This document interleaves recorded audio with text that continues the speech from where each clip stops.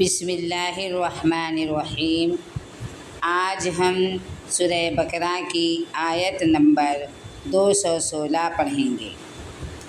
آیت مبارکہ ہے کتب علیکم القتال وہو کرہ لکم وعسیٰ ان تکرہوا شیئا وہو خیر لکم وعسیٰ ان تحبوا شیئا وہو شر لکم واللہ یعلم وانتم لا تعلمون۔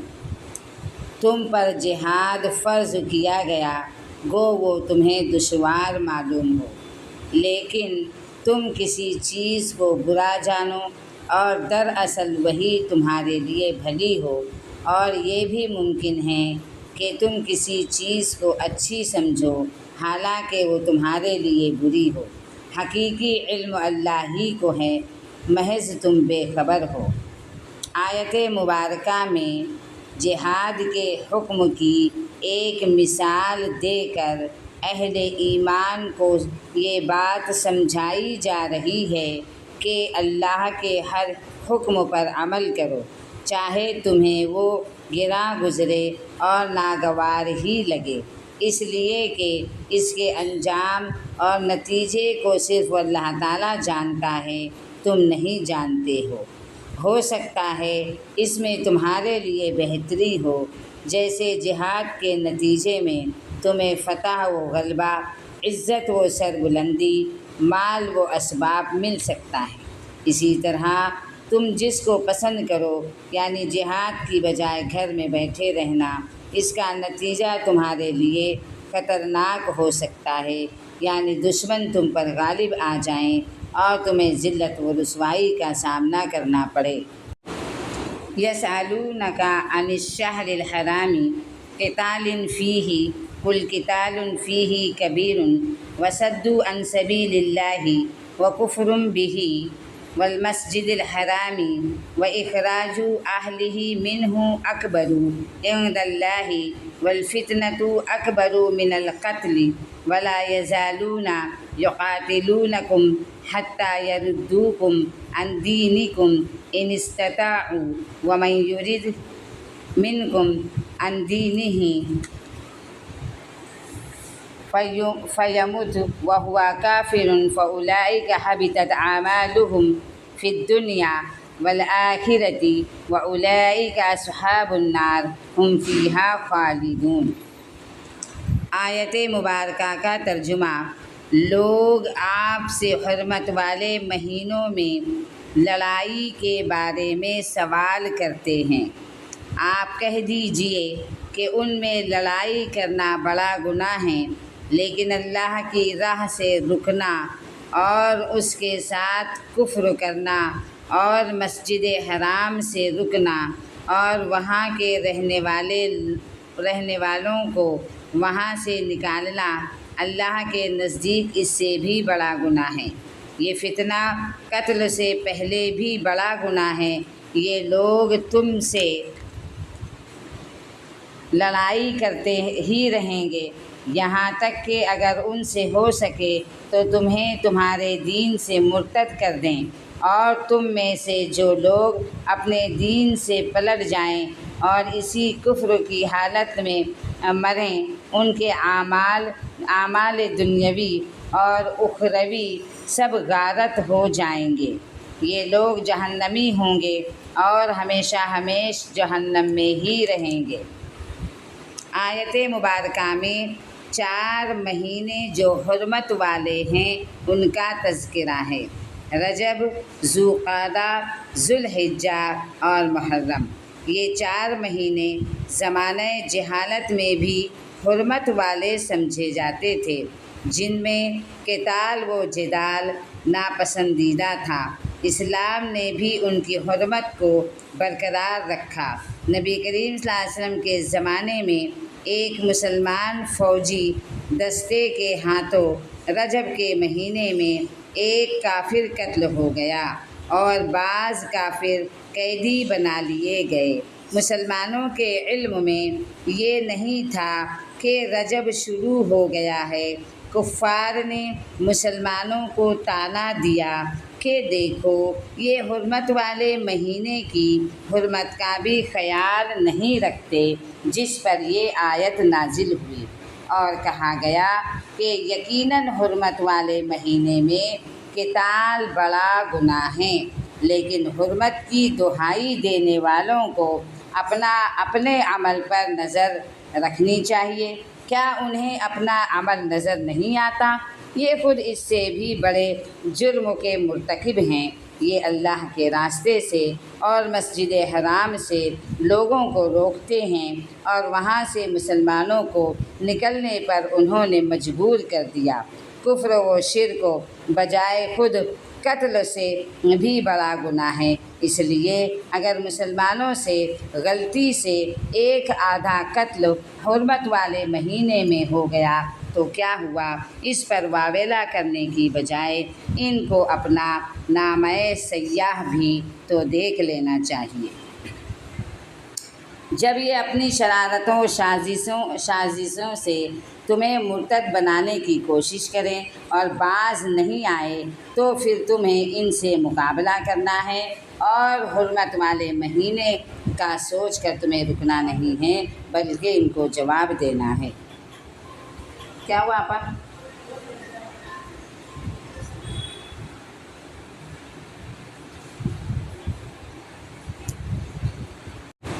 آیت مبارکہ میں سے یہ بات ثابت ہوتی ہے کہ ایمان کی حالت میں کیے گئے اعمال صالح بھی کفر و ارتداد کی وجہ سے ضائع ہو جاتے ہیں، اور جس طرح ایمان قبول کرنے سے انسان کے پچھلے گناہ معاف ہو جاتے ہیں، بالکل اسی طرح کفر اور ارتداد سے تمام نیکیاں برباد ہو جاتی ہے۔ اعمال کا اسی وقت اعتبار ہوگا جب خاتمہ کفر پر ہوگا۔ اگر موت سے پہلے تائب ہو گیا تو ایسا نہیں ہوگا، یعنی مرتد کی توبہ بھی قبول ہوتی ہے۔ یسألونک عن الخمر والمیسر قل فیہما اثم کبیر ومنافع للناس واثمہما اکبر من نفعہما ویسألونک ماذا ينفقون وقل العفو کذلک یبین اللہ لکم آیاتہ لعلکم تتفکرون۔ آپ سے لوگ شراب اور جوئے کا مسئلہ پوچھتے ہیں، آپ کہہ دیجئے ان دونوں میں بہت بڑا گناہ ہے، اور لوگوں کو اس سے دنیاوی فائدہ بھی ہوتا ہے، لیکن ان کا گناہ ان کے نفع سے بہت زیادہ ہے۔ آپ سے یہ بھی دریافت کرتے ہیں کہ کیا کچھ خرچ کریں، تو آپ کہہ دیجئے حاجت سے زیادہ چیزیں۔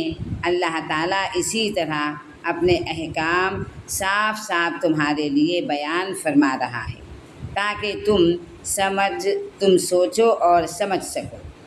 آیت مبارکہ میں یہ بات بتائی گئی ہے کہ فائدوں کا تعلق دنیا سے ہے۔ مثلاً شراب سے وقتی طور پر بدن میں چستی اور مستعدی اور بعض ذہنوں میں تیزی آ جاتی ہے، جنسی قوت میں اضافہ ہو جاتا ہے، جس کے لیے اس کا استعمال عام ہوتا ہے۔ اسی طرح اس کی خرید و فروخت نفع بخش کاروبار ہے۔ جوا میں بھی بعض دفعہ آدمی جیت جاتا ہے تو اس کو کچھ مال مل جاتا ہے، لیکن یہ فائدہ ان نقصانات و مفاسد کے مقابلے میں کوئی حیثیت نہیں رکھتے جو انسان کی عقل اور اس کے دین کو ان سے پہنچتے ہیں۔ اس لیے فرمایا کہ ان کا گناہ ان کے فائدوں سے بہت بڑا ہے۔ اس لیے اس آیت میں شراب اور جوئے کو حرام تو قرار نہیں دیا گیا، تاہم اس کے لیے تحمید باندھی گئی ہے۔ اس آیت سے ایک بہت اہم اصول یہ بھی معلوم ہوا کہ ہر چیز میں چاہے وہ کتنی بھی بری ہو، کچھ نہ کچھ فائدہ ضرور ہوتا ہے۔ مثلاً ٹی وی، ریڈیو اور دیگر اس قسم کی ایجاد مثلاً ریڈیو، ٹی وی اور دیگر اس قسم کی ایجادات ہیں، اور لوگ ان کے بعض فوائد بیان کر کے اپنے نفس کو دھوکہ دے لیتے ہیں۔ دیکھنا یہ چاہیے کہ فوائد اور نقصانات کا تقابل کیا ہے۔ خاص طور پر دین و ایمان اور اخلاق و کردار کے لحاظ سے اگر دینی نقطۂ نظر سے نقصانات و مفاسد زیادہ ہیں تو تھوڑے سے دنیاوی فائدوں کی خاطر اسے جائز قرار نہیں دیا جائے گا۔ آیت مبارکہ میں یہ آیت کا حصہ ہے وَيَسْأَلُونَكَ مَاذَا يُنْفِقُونَ قُلِ الْعَفْوَ۔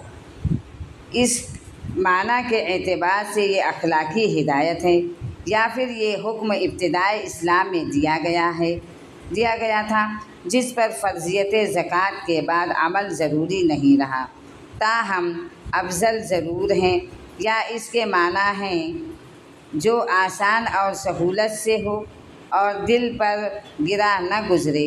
اسلام نے یقیناً انفاق کی بڑی ترغیب دی ہے، لیکن یہ اعتدال ملحوظ رکھا ہے کہ ایک تو اپنے زیر کفالت افراد کی خبرگیری اور ان کی ضروریات کو مقدم رکھنے کا حکم دیا ہے، دوسرے اس طرح خرچ کرنے سے بھی منع کیا ہے کہ کل کو تمہیں یا تمہارے اہل خاندان کو دوسروں کے آگے دستے سوال دراز کرنا پڑ جائے۔ فی الدنیا والآخرۃ ویسألونک عن الیتامی قل اصلاح لہم خیر وان تخالطوہم فاخوانکم واللہ یعلم المفسد من المصلح ولو شاء اللہ لأعنتکم ان اللہ عزیز حکیم۔ آیت مبارکہ چاول کس نے پکایا؟ چاول پکے فی الدنیا والآخرہ ویسألونک عن الیتامی قل اصلاح لکم خیر وإن تخالطهم فإخوانكم والله يعلم المفسد من المصلح ولو شاء الله لأعنتكم إن الله عزيز حكيم۔ دنیا اور آخرت کے امور کو اور تجھ سے یتیموں کے بارے میں بھی سوال کرتے ہیں، آپ کہہ دیجئے کہ ان کی خیر خواہی بہتر ہیں۔ تم اگر ان کا مال اپنے مال میں ملا بھی لو تو وہ تمہارے بھائی ہیں۔ بد نیتی اور نیک نیتی ہر ایک کو اللہ خوب جانتا ہے، اور اگر اللہ چاہتا تو تمہیں مشقت میں ڈال دیتا، یقیناً اللہ تعالیٰ غلبہ والا اور حکمت والا ہے۔ آیت مبارکہ میں یہ بات بتائی جا رہی ہے کہ جب یتیموں کا مال ظلماً کھانے والوں کے لیے وعید نازل ہوئی تو صحابہ کرام رضوان اللہ علیہم اجمعین ڈر گئے اور یتیموں کی ہر چیز الگ کر دی، یہاں تک کہ کھانے پینے کی کوئی چیز بچ جاتی تو اسے بھی استعمال نہ کرتے اور وہ خراب ہو جاتی، اس ڈر سے کہ کہیں ہم بھی اس وعید کے مستحق نہ قرار پائیں۔ اس پر یہ آیت نازل ہوئی، یعنی تمہیں بالغرض اصلاح و بہتری بھی ان کا مال اپنے مال میں ملانے کی اجازت نہ دیتا۔ وَلَا تَنْكِحُوا الْمُشْرِكَاتِ حَتَّى يُؤْمِنَّ وَلَا أَمَاتٌ مُؤْمِنَةٌ خَيْرٌ مِّن مُّشْرِكَةٍ وَلَوْ أَعْجَبَتْكُمْ وَلَا تُنْكِحُوا الْمُشْرِكِينَ حَتَّى يُؤْمِنُوا وَلَعَبْدٌ مُّؤْمِنٌ خَيْرٌ مِّن مُّشْرِكٍ وَلَوْ أَعْجَبَكُمْ أُولَٰئِكَ يَدْعُونَ إِلَى النَّارِ وَاللَّهُ يَدْعُو إِلَى الْجَنَّةِ وَالْمَغْفِرَةِ بِإِذْنِهِ وَيُبَيِّنُ آيَاتِهِ لِلنَّاسِ لَعَلَّكُمْ يَتَذَكَّرُونَ۔